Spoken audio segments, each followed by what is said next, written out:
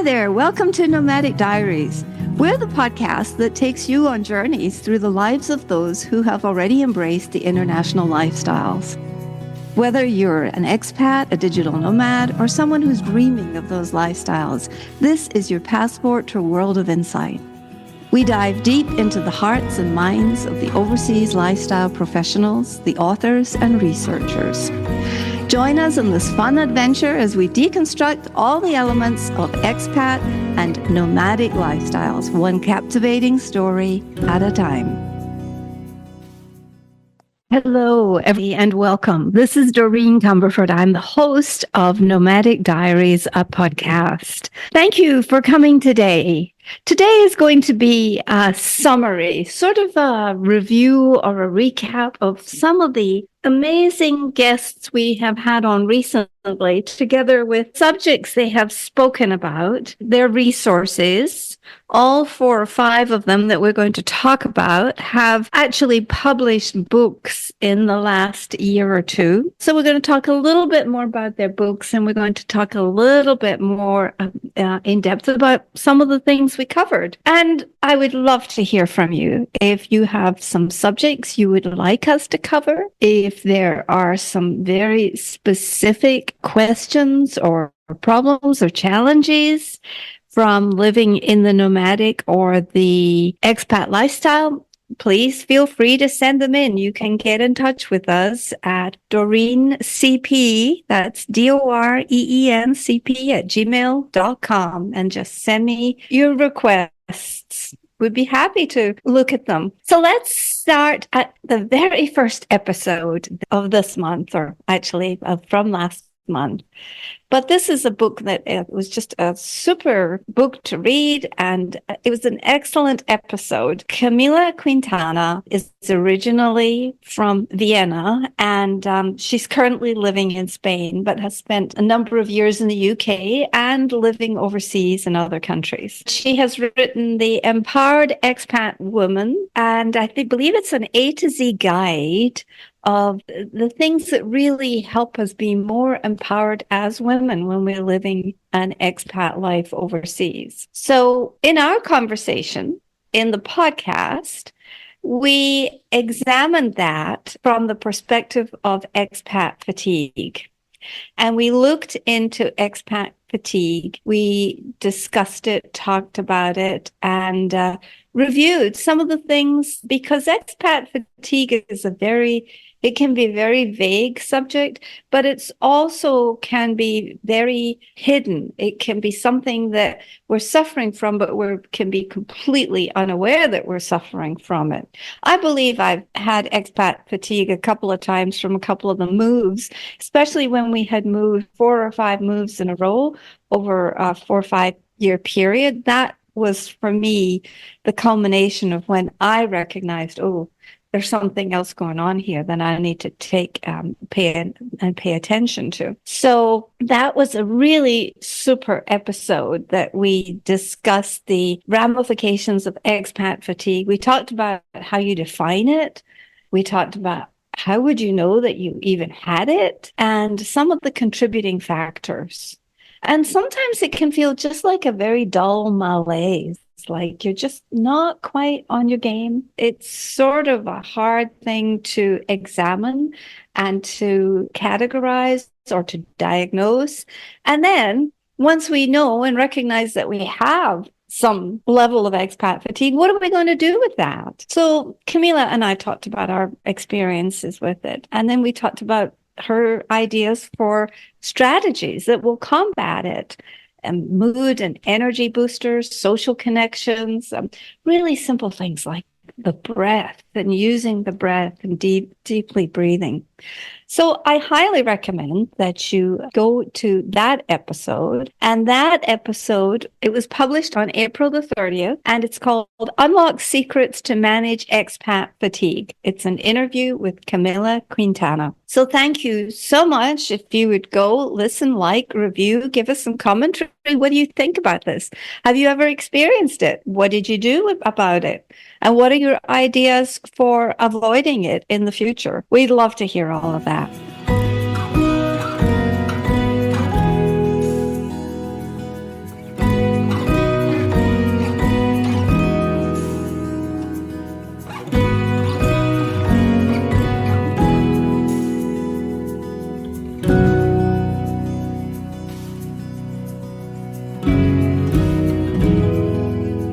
Our next guest was Helen Ellis. Now, Helen lives way on the other side of the world in New Zealand, and she is a researcher, an anthropologist, and also an author. And she is writing a series of books on distance grandparenting, distance sons and daughters, and then distance grandchildren. And we discussed the ramifications of being far away from your family. I've lived far away from my family for lots of years, decades.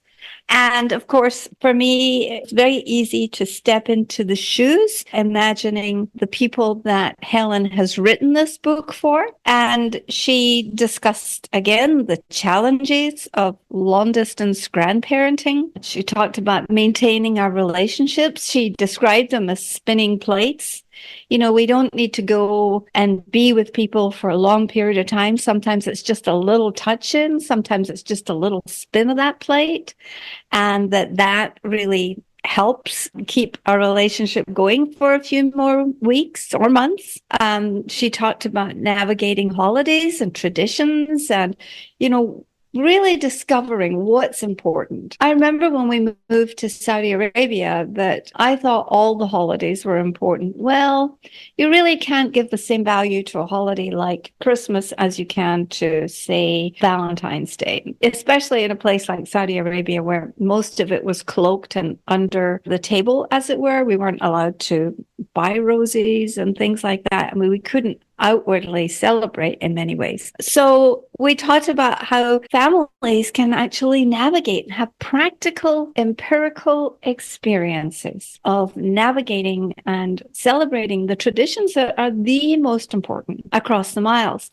So I highly recommend that if you are living abroad, away from your family, they're at the other side of the world, reading Helen's book, listening first of all to the podcast and then reading her book.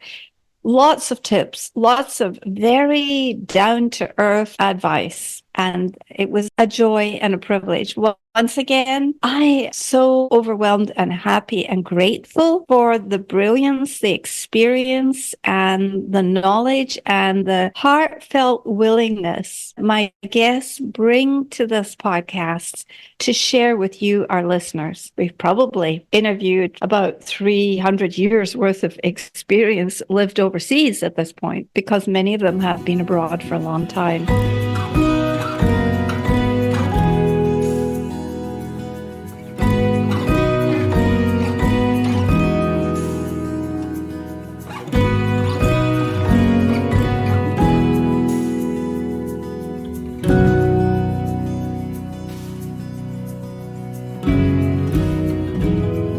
Talking about being abroad, our next guest was Rhoda Bangerter. Now, Rhoda's podcast is available right now. Rhoda wrote the book Holding the Fort Abroad. Now, she grew up overseas. She was actually a refugee baby from the country of Lebanon. She is currently living in Kyrgyzstan, and her journey of life overseas was very, very fascinating. She referred to a lot of the challenges along the way. Now, she has currently become the ambassador's wife to the Swiss ambassador in that posting. Now, she has accompanied her husband on several assignments, but much of the time as an expert in foreign militias, he has had to travel. He spent a lot of time in Kabul while she was living in Switzerland, not her native country. And she was raising their two sons abroad while he was gone. And that requires focus, dedication, stamina. It takes a lot of resilience to be able to manage stuff that comes up when you are a single parent. But when you're a single parent who's not anticipating being a single parent, I think there is more thinking, more consciousness, and more of a sense of, okay, I just got to get on with this. And so Rhoda helped us in talking about the personal development and the location independent skills that we need, most of which are mindset skills. Yes, some of them are organizational. Some of them might be physical and mental. But mostly it's about the mindset and the skills of living apart while abroad. So we discussed a lot about self-care. She talked about including oneself in the family decision making, because, when you're on a career path like that, there are many junctures that you come to where if you choose road B from road A or road C, there are long-term consequences from these large choices that you make in life. And the ability to process them, discuss them harmoniously, come to the best conclusion in that moment, and then move forward is what we're talking about here. So it was such a privilege. I've known Rhoda for a number of years. It was such a privilege. Thank you, Rhoda, for this episode. It was really wonderful.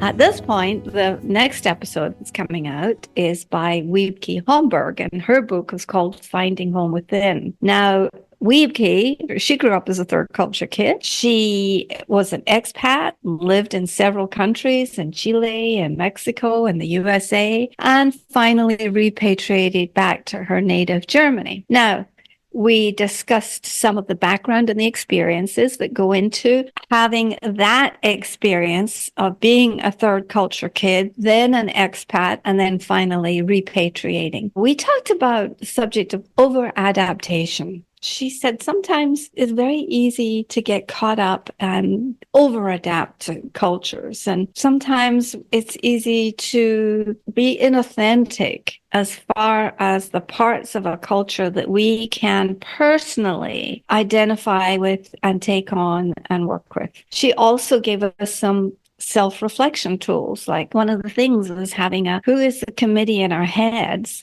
and how each person can have a voice and a purpose. And it's really useful to have several people that may be invisible friends. They may be your board of directors, whatever you call them. But if you have that committee in your head, it really can help you to listen to yourself and make authentic decisions that help you find yourself and anchor yourself within, no matter where you live. Now, these were 4 fabulous episodes, and I am so grateful to everybody who participated, who contributed, and I hope that you will go listen to these episodes, that you will perhaps read the show notes, and by all means pick up these books because they're super. So they're Camilla Quintana's book, The Empowered Expat Woman, A to Z, Helen Ellis's Guide to Distance Grandparenting, Rhoda Bangerter's Holding the Fort Abroad, and Wiebke Holmberg's Finding Home Within.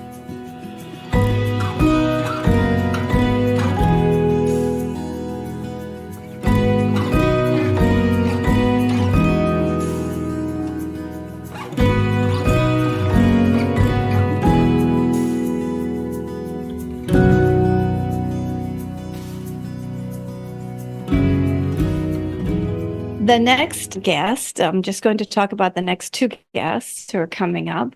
One is Michael Sullivan. And Michael, he is the founder and the owner of the TCK podcast, Where Are You From? That great push button reaction that we give to people when they ask us that question. And he discussed with us about his book, which he is finishing currently. It's called Building Bridges, Can We Love and Relate in a Polarized World? Now, Michael has quite the story of living overseas, managing a professional job while living distantly.